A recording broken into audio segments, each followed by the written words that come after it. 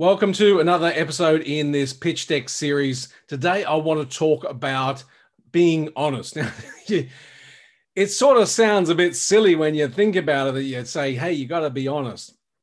I've been in this game long enough, over 30 years, to know that people quite often are not intentionally dishonest. They're just not honest.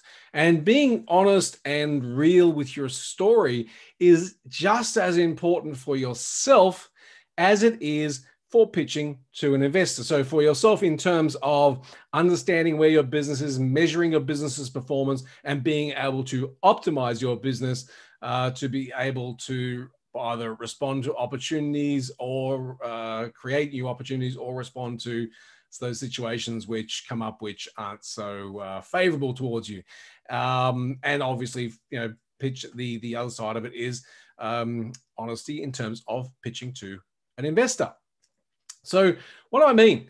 As I've been in this game long enough, I come across a lot of people who, when they tell their story, they either embellish and tell the story that they'd like to. I alluded to this in the first episode. They go on with this blue sky bullshit about where the business might be and could be and should be and would be and all these other things if, whatever happens, as opposed to, hey, this is the way it is and here's what we're forecasting and this is why we're forecasting and here's the concrete evidence of what we're to underwrite what we're saying. And then there's the version where people don't put their story together really well. And a good example of this is those people who are looking to start a new business, or they've started a new business already, and they want to merge areas, divisions, aspects of some other pre-existing business into that. And in principle, it's a great idea. Hey, we're going to start a new business. We have this other thing over here. We're going to bring these parts in and all the rest of it. But I guarantee you that the majority of people who want to do that and want to go and pitch for investment they don't get their story clear. They haven't thought all the things through that someone's going to ask them about. You want to bring this in. Have you considered A, B, and C, X, Y, Z? And I'll get into what A, B, C, X, Y, Z are in a second, or could be in a second. And it's just as important for yourself as a business owner or a business executive or a business leader, division leader, whatever it is, to understand all of that stuff as well, because without it, you don't have clarity on the business. You've got this vague idea. We're going to have this thing over here. I'm going to have that over there. I'm going to bring it all together. And it's like, yeah, how's it going to work? Don't know. So I said I'd give you some examples of what those ABCs or XYZs might be. But let's set up a scenario very quickly. Let's just say there's a business. They've set up a new business over here. They have an pre-existing business over here with the new business has no clients, has no anything in it. It's just a shell and an idea and all the stuff that you need to have a business. And over here, they have the clients, they have the partners, and they have the vendors, and they have all that. And what they want to do is they want to bring all that over here into the new business. Reasons they might want to do that could be varied, including, well, this thing's got debt, and they know that no one's going to want to invest in that because it's the type of debt that no one's going to get a benefit of. But there could be a whole bunch of reasons why. In any case, they want to bring it across. And they tell this blue sky story of, there's this business, and when they tell the story, right? And they tell the story of, there's this business, and we have partners, and we have clients, and we have vendors, and this is what we're doing. We have this number, so many locations, and we're in this many stores. And an investor's like, wow, that's a really good opportunity. You've got this business, and you've got all the clients, and you're in here, and you're there, and all this. Okay, so you're looking for whatever the amount is for X amount of equity. Cool. Let's take a look. And then it turns out, well, actually, the business they're investing in doesn't have any of that. It's over here. And they've got it jumbled up in their own head that the two business entities are the same, because in their head it is. Because in their head, they're still just it's still their baby, both of them, or whatever. And they haven't separated the two and started really and understood that there's a mechanism that has to happen to get them over here. So, off the bat, be like, Okay, so do you have you informed your clients you're going to be moving across? That might not be the most important one, but what about your partners? Are your partners happy to move into this new entity? Have you even talked to them about it?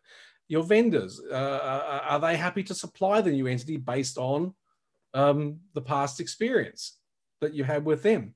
They're just a few simple questions you could ask yourself, and before you go and pitch anybody, you go and talk to those people and get all those ducks in a row.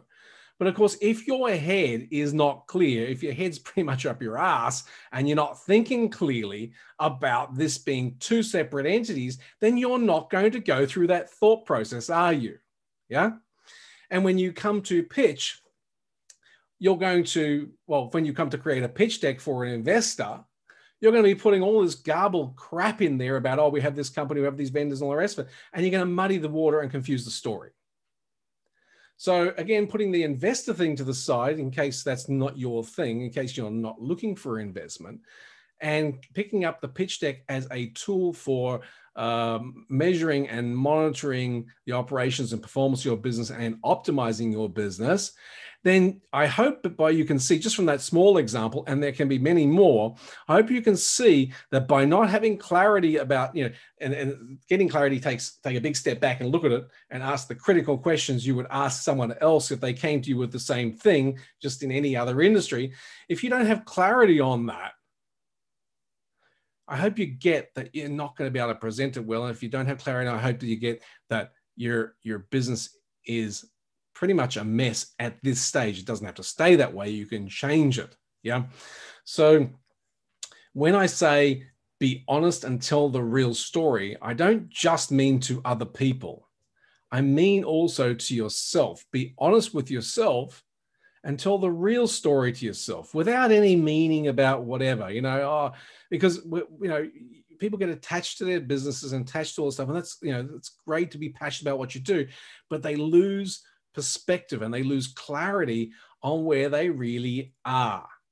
And so my advice here is, in whether you create a pitch deck or not for either of those purposes, my advice here is very simple. Detach from all of the emotion around the business from time to time. Detach and look at it, especially if you're doing one of these move plans, detach and look at the business without all of the meaning that you're giving to it, and very soberly.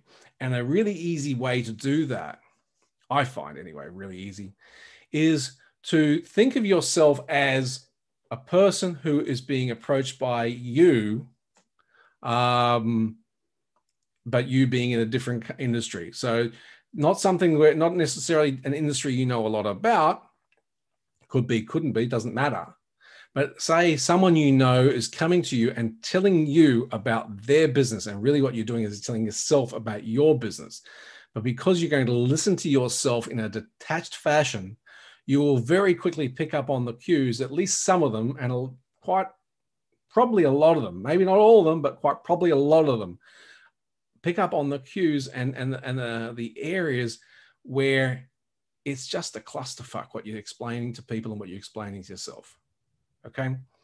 And if you were to go down the route of creating a pitch deck, it will help you get so much clarity about your business, irrespective of whether you want to go and pitch to investors or not.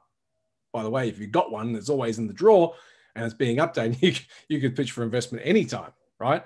But it's a great way of focusing and narrowing the focus of your thinking on those elements of your business which are important. Right. I hope this one's been useful, and I'll be back with more very soon. Thanks so much for tuning in. If this is your first time here, please, and you like what you hear, then please take a moment to subscribe and click whatever notification button or bell you see somewhere here. And if you'd like to be first informed by either email or, for example, via the Telegram channel, then please consider leaving your name and your email address in the space provided. There'll be details in the description how you can find that space provided, because it might not be where you are. Anyway, that's enough from me. Have a great day, and thanks so much again. Bye now.